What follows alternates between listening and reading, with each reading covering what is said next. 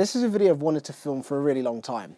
The first time we ever came to Finland, which is about 4 or 5 years ago, the way we did it, all we wanted to do was come out here and play pond hockey, but we didn't know anyone from Finland or the city that we're in, Helsinki. So we literally went onto Google, found a video of some guys playing pond hockey in Helsinki somewhere, didn't know who they were, commented on the video, and just hoped. We just left a comment saying that we'd love to come out and play hockey. Is there any way that you could tell us when to come out and where to go? We checked the video back probably about 2-3 weeks later. It had a reply and a Facebook page, and that's kind of where everything went from there. We managed to make contact with complete strangers, asked them when we should come out there, where we should go in the city, and they were very kind enough to reply and give us a little bit of advice on where to go. Now, of course, this isn't something I'd suggest doing to anyone. You can't just go out there and have faith in people that you've never met, that you have no idea who they are. But we took a leap of faith because that's how desperate we were to come out to this country and play some hockey. So we've been coming to Finland every single year, 4 or 5 years down the line now. And that group of people that we met, we're still very, very good friends with to this day, and it's who we actually come out to Finland every year to play with. And that team's name is Käpylä, and the person that we made contact with 4 or 5 years ago is Savanti, who to this day is a very, very good friend of mine and the rest of the hockey tutorial guys. So what I wanted to do with this video is streamline that whole process that's basically taken us 5 years to do into hopefully a nice concise video that you can watch. You can go away with the tips that we give you in this video, and it doesn't matter what country you're from, you'll be able to head down to Helsinki at the right time of year. And if you time it just right, you'll get perfect conditions like we have right now. It's about minus 14 degrees Celsius, crystal clear skies, and the ice is perfect. So the first and most important point is to establish communications with local players. Now, this isn't only so you have people to play with when you get here. The main reason for this is to be able to get updates on what the weather conditions are like. Because, of course, you can check your phone to see what the temperature is in the city, but that's not a reflection of what the ice conditions are like. There are a lot of different factors that contribute towards how good or how bad the ice will be when you're there. So being able to speak to somebody that is there that can check and give you an update is super important. Of course, I don't expect you guys to have to do this yourself. I've got a link down below in the video description to Käpylä Facebook page. This is the team and the group of guys that we first met when we came to Finland that we still play with to this day. They're an awesome group of guys, and they very kindly agreed to be able to be a point of contact for anyone, any hockey player that wants to come to Finland, Helsinki to play. They'll be able to give you advice on locations that you can play in, which is another essential one, and most importantly, what the weather conditions are like. Now, if you're considering coming out here and you don't want to reach out to any teams, you just want to get here, it is doable, it is feasible, because one of the things that brings us back to Finland every single winter is the fact that the people here are so nice. The people here are incredibly nice, especially the hockey players. We have never been refused to join a game. If there's a group of players playing, you don't know any of them, you've never talked to a single one of those people before, you can just skate over to them and ask them if you can join. We've done this, honestly, hundreds of times in multiple locations across the city, and not once has anyone ever said no. They're all extremely willing to let anyone play with them, especially if you're from out of town. I guess it's fun for everyone, so it's definitely easy to do that. You can just rock up to people and ask. And also a bonus is, of course, you don't need to be able to speak Finnish, because literally every single person that we have met in Helsinki speaks perfect English, which definitely makes it easy. If you're coming from somewhere, you've never been to Finland, you don't know anything about the language, don't let that put you off. The people here are great. The hockey players are even more amazing, so you're going to have a good time regardless. Some of the other reasons that you'll want to be able to establish a connection with players that are in Helsinki is because you'll also be able to get tips on where to book your accommodation. So if you're going for a hotel, you found a good hotel at a price that you're happy with, you still need to figure out where in the city it is. Is it going to be easy to get to with trams? Because in terms of public transport, taxis can be quite expensive in the city, so using trams is a much cheaper option, and also using the underground train system, the metro. That's also a much better, much more cost-effective way to get around the city. So you need to find out if where you're booking accommodation, if it's Airbnb or a hotel, you need to work out if it's going to be easy and accessible to get to, because although the city is fairly easy to walk around, if there's a lot of snow and ice, it can be difficult, especially if you have a bag of hockey equipment and a stick in your hands. So definitely check with people that are here to figure out if you've got a good location for your accommodation.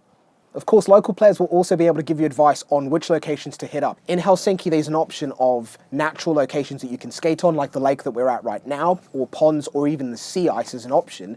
And there's also man-made outdoor rinks, or man-maintained outdoor rinks that have cooling units underneath them.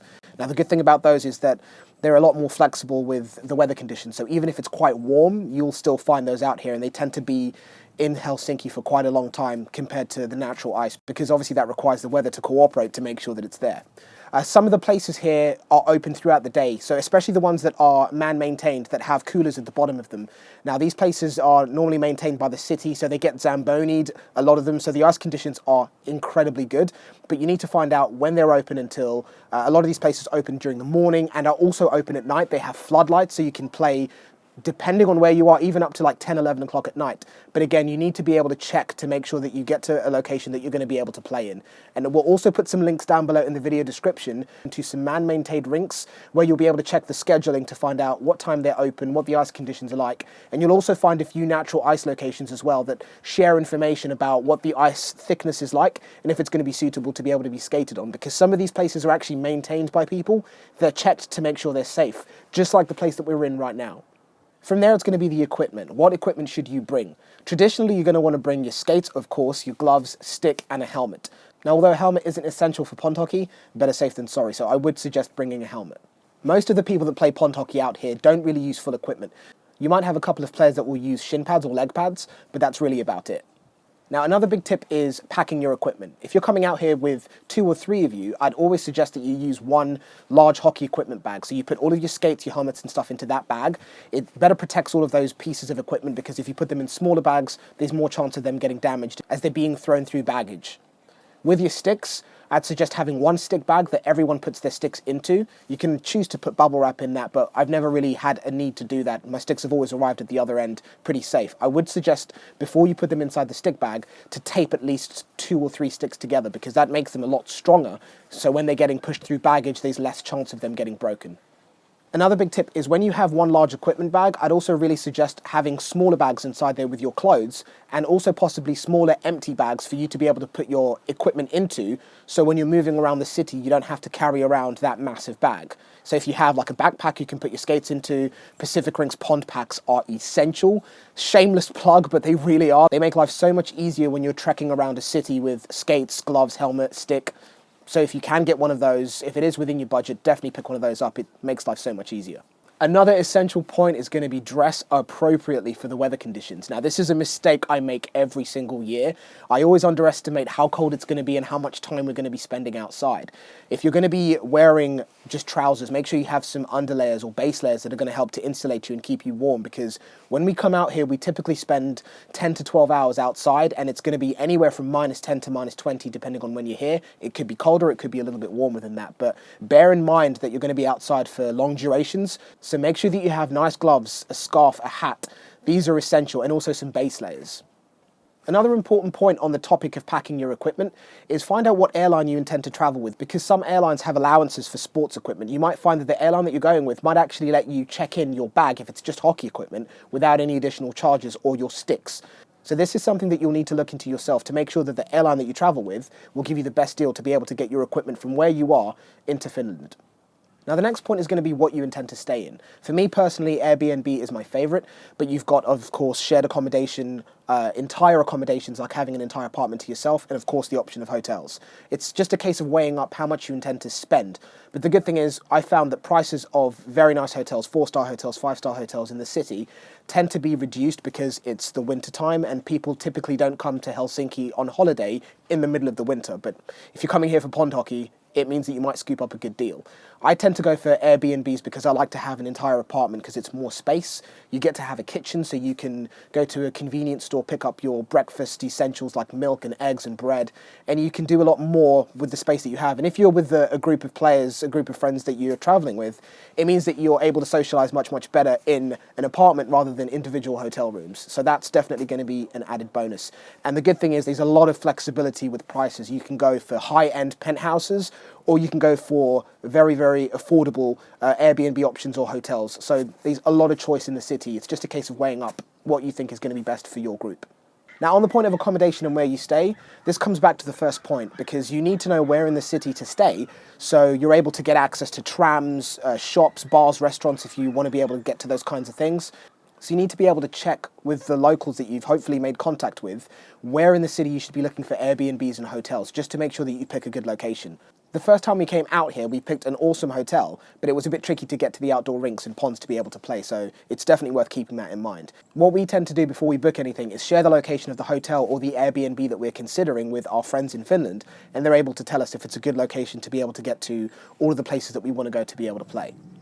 To save you a lot of time and hassle, I'm going to put a link down below in the video description to Käpylä, which is the team that we come out here to play with. This is the original group of guys that we first met about 5 years ago when we first came out to Finland. Every time we come out here, we meet up with these guys, we play hockey, we go out for drinks. These guys are an awesome group to be able to socialize with and just kind of learn about the culture, learn about the city, learn where to play, and just have an awesome time. So I'll put a link down below to their Facebook page. You can message them for any advice on when you should come out here, what the weather conditions are like. Great group of guys, and if you do intend to come out here, I'd strongly suggest you meet up with these dudes and play some hockey. Now, one thing I can't stress enough is how friendly and how awesome the people are here. Käpylä especially, the hockey team that we met 5 years ago that we come back to see every single winter. Great group of guys to play hockey with. You'll never go wrong. But it's also important to mention you don't have to be shy to be able to ask complete strangers if you want to join a hockey game. People here are incredibly friendly, and I guarantee if you've got the confidence to be able to get on a plane and bring yourself out here, if you've never been here before, you'll have an amazing time. But just keep the points in mind that we've mentioned in the video. Speak to people to coordinate, because if you get lucky, you can see what the weather conditions are like right now. It's not too cold, the ice is perfect, and the sky is completely clear, not a single cloud. So hopefully this video has given you a couple of points and tips you can keep in mind to be able to get yourself on a plane, come out to Helsinki, Finland, and have an awesome time playing hockey. I'm going to put some links down below in the video description to the team that you can contact if you're going to come out here for advice on weather conditions, locations, bars and restaurants that you can get to, all of that good stuff, and also a link in the video description to some of the man-maintained ice rinks out here that you'll be able to check their schedules to see when they're open until the ones that you can skate at night especially, and any other useful links that are going to help you when you're coming out here. I'm also planning on creating a video about pond hockey essentials, things that you can have in your bag that are going to make your life easier when you come out here. But if you liked this video and it was good, give it a thumbs up. If you want to see more content like this, smash that subscribe button, and I will see you in the next video.